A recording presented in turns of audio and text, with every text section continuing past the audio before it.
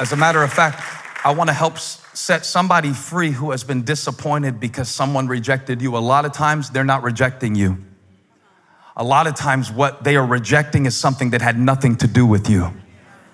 And sometimes they push you away because there's something pushing on the inside of them. A lot of what we experience as rejection is really just projection.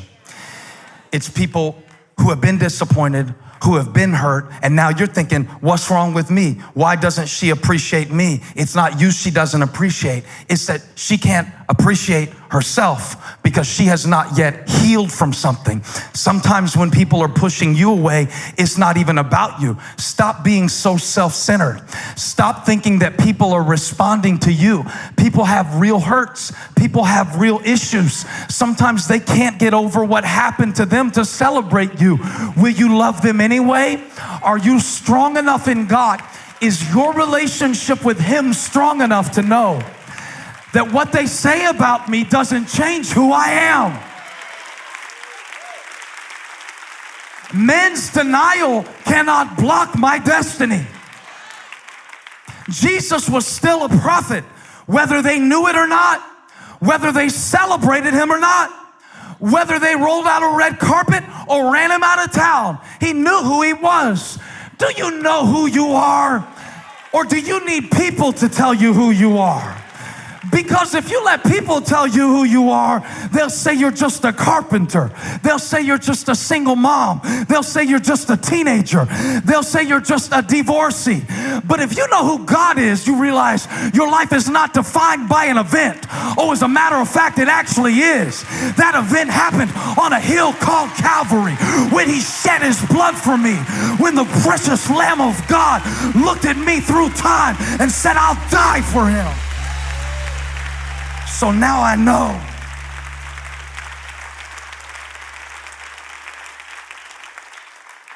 that I am accepted by Him. And I love Jesus' tenacity, because a lot of us, if we would have been rejected in our hometown, that would have been enough to kill our mission. But what I want to show you, for everybody who has been rejected or has been rejecting the grace that God has been trying to give you, sometimes you're rejecting yourself, is that something good can come from Nazareth. I said something good can come from Nazareth. And I want to tell you another thing while I got you here. You don't have to stay where you started. How many praise God for that? I don't have to stay.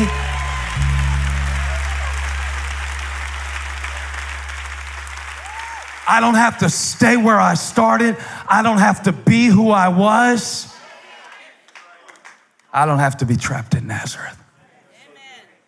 Now don't go home and tell your husband you're leaving like he's Nazareth. People will abuse my little sermons sometimes, take them out of context. Be quitting your job like it's Nazareth. You got a mortgage to pay, bro, and I need you to tithe, so keep that job. Keep that job. Maybe Nazareth isn't a place, maybe it's a perspective. That's where we get trapped. Not where we are, but what we think about where we are. Jesus could have done it in Nazareth. They just weren't willing to receive it. And watch what He did, because this is what somebody under the sound of my voice needs to do today. And I don't know why, but I feel like when I show you this, it's going to help you understand how to get unstuck. That's something that has been playing like it's on repeat on your playlist over and over in your mind that you can't get out of. It could be a failure. It could be a friend that left you. It could be somebody you keep trying to prove yourself to, but you're never going to prove yourself to them because they've never proved themselves to themselves. So how are you going to get their approval if they don't even approve of themselves? This is what's going to help you, because I never saw it before, because I preached this passage.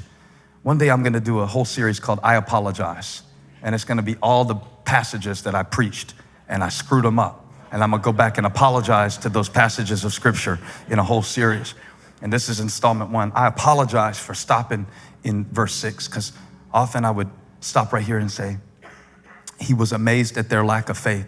But right there in the same verse that says he was amazed at their lack of faith, right there in that same verse where it says he was rejected by the people who should have respected him the most.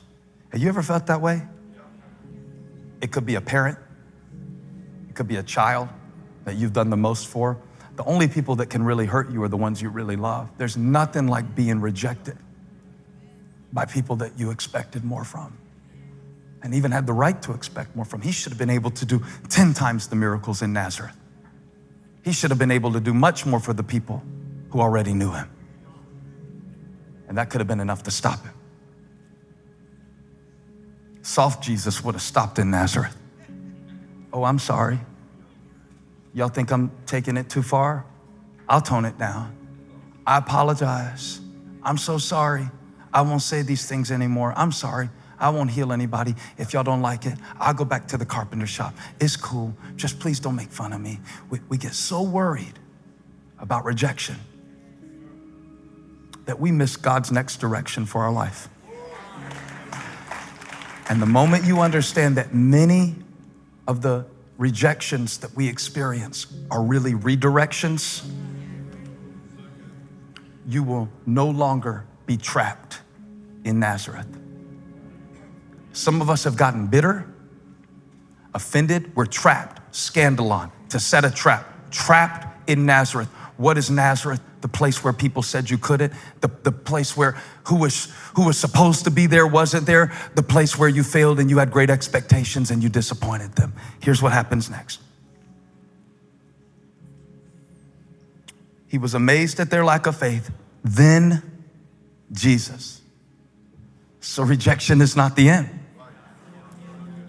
Because the next thing he did after they rejected him in Nazareth, watch this, went around teaching from village to village, calling the 12 to him. He's already called them to be his disciples. Now he can release them into their ministry. Calling the 12 to him. God, I love your word. Thank you for showing me this. Because I thought rejection meant it was over. But when I read this, I realized that some of our greatest blessings can only come on the other side of rejection. He began to send them out 2 by 2 and gave them authority over impure spirits. These were his instructions. They take nothing for the journey except the staff. Touch somebody, say, you don't need it. You don't need it. Whatever you don't have, you don't need it. Whatever they didn't give you, you don't need it. Whatever they didn't say, you don't need it. Whatever wasn't put in your path, you don't need it. Don't take it with you. Wear sandals, but not an extra shirt. Verse 10, whenever you enter a house, stay there until you leave that town. And if any place will not welcome you or listen to you, leave that place. Don't you stay trapped in Nazareth. Don't you spend the rest of your life trying to prove yourself to people. Don't you spend the rest of your life apologizing for a weak season.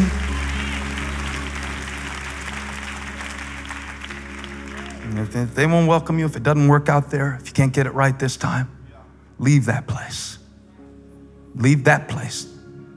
It's not an address. It's not a zip code. It's a perspective. And shake the dust off your feet as a testimony against them. This must be why he brought the disciples to Nazareth, because he wanted to show them what to do with rejection. And he knew that they were not ready to be released in ministry until they had first been rejected. The road to resurrection is paved with rejection. And the stone that the builders rejected, that the people tripped on, became the chief cornerstone. Jesus had showed them how to cast out devils. Jesus had showed them how to heal the sick. Jesus had showed them how to touch lepers. But now he's showing them how to do one more thing that they're gonna need, and then they can be released. He had to show them how to shake it off. Oh, I feel the spirit of Taylor Swift, and he had to show them one more thing. It's not always gonna go like you want it to go. And not everybody is gonna see what you want them to see. And you're not always gonna make the right moves. And there are gonna be some mistakes. But if you will shake it off and move forward in faith,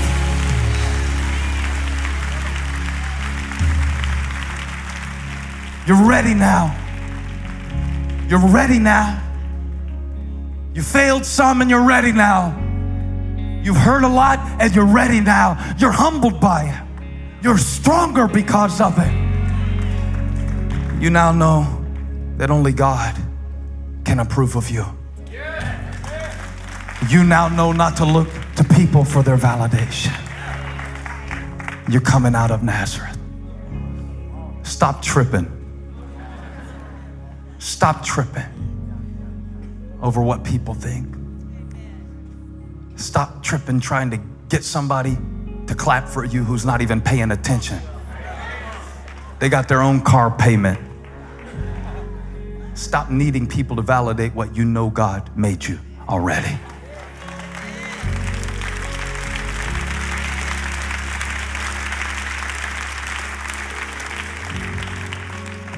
Those disciples went out from there and they started casting out demons, taking authority. But first they had to go through rejection. First they had to go through disappointment. First they had to go to Nazareth. 25-mile trip Jesus took the boys on just to show them what to do when it doesn't work. Just to show them that even Jesus had to be rejected. He was despised and rejected. You know why? So you would never have to be. You might be rejected by people, but you will never be rejected by Him. Hey, thanks for stopping by my YouTube channel. I hope you were blessed today. If you were, share this with somebody. Like and subscribe and leave me a comment. Let me know where you're watching from, what we can pray for you about. Hope to see you back here again really soon.